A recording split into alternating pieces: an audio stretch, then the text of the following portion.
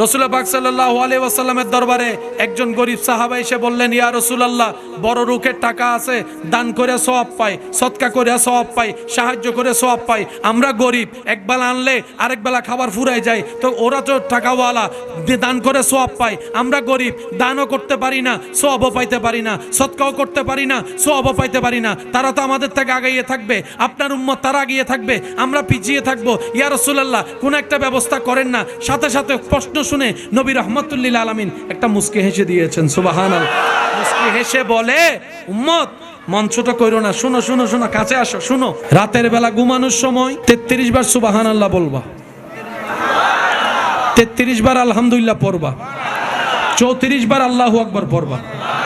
এই তিনটা জিকির যদি 33 33 34 বার করো, কোটিপতি বড় রুকলা দান করে যত সওয়াব পাবে, তোমরা জিকির কাদিরদেরকে আল্লাহ সেই সওয়াব দান করবে।